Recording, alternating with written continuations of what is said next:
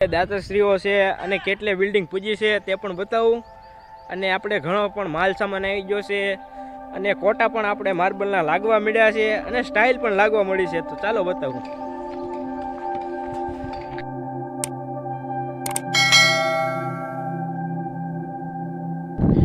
આપણે જે બિલ્ડિંગમાં આગળ ગોળાઈની ડિઝાઇન આવવાની છે તેની અત્યારે આપણે જો પ્લેટો બધી ફિટ થાય છે અને આગળ પણ બતાવો. ઉપર ધાબે પણ આપણે ઘણી જો આપણે અત્યારે આ ગોળાઈની ડિઝાઇન બધી તૈયાર થાય છે.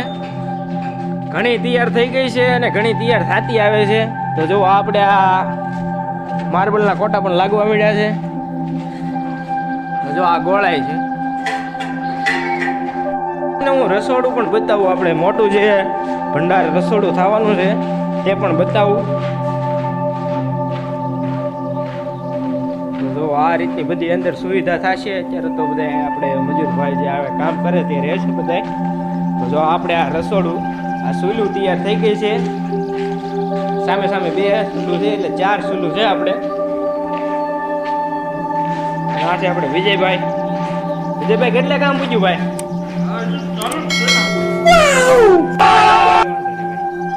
તો બધી ઠેકાણે આપણે અત્યારે જો પાઇપ લાઈન પણ બધી ફિટ થઈ ગઈ છે આપણે બાથરૂમની એની બધી. અને આપણે અત્યારે જો પાણીનું પરબ પણ અત્યારે કમ્પ્લીટ થઈ ગયું છે.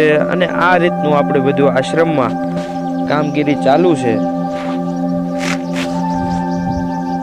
નવા હો તો લાઈક અને સબસ્ક્રાઈબ કરવાનું ભૂલતા નહીં. જય આપણી.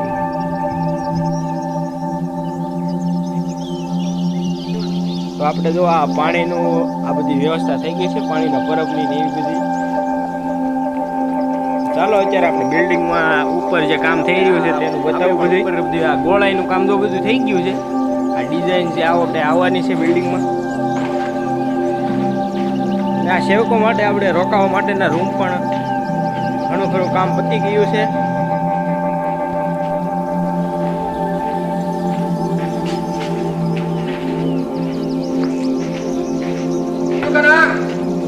જો આપણે આ માલ સામાન પણ બધો આવી ગયો છે.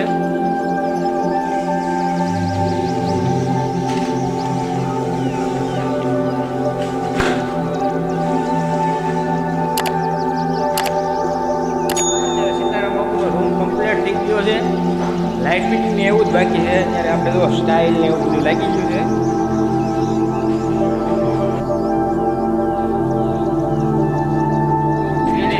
ગેલેરી છે. જો આપણે અત્યારે કુટ્ટીનું બધું કામ કમ્પ્લીટ થઈ ગયું છે. બાપુના રૂમથી જ આપણી શરૂઆત થઈ છે. હે હાલો.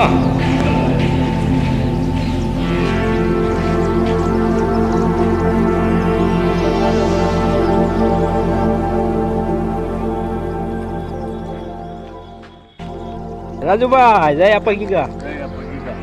કેટલા દિવસમાં કામ પૂરું થશે આપણે? હવે લાંબો સમય નહીં એમ ને.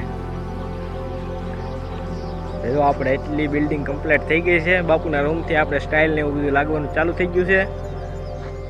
વધીને હવે 20 દી આપો તો મહેરબાની છે. 20 દિવસમાં તો આ રીતનું આપણે બિલ્ડિંગમાં અને મંદિરનું પણ રિનોવેશન થઈ રહ્યું છે. તો આ રીતનું આપણે આશ્રમમાં બધું કામ થઈ રહ્યું છે. તો કેવો લાગ્યો તમને આ વિડીયો? તો લાઈક એન્ડ સબસ્ક્રાઈબ કરતા જજો. જય આપા ગીગા.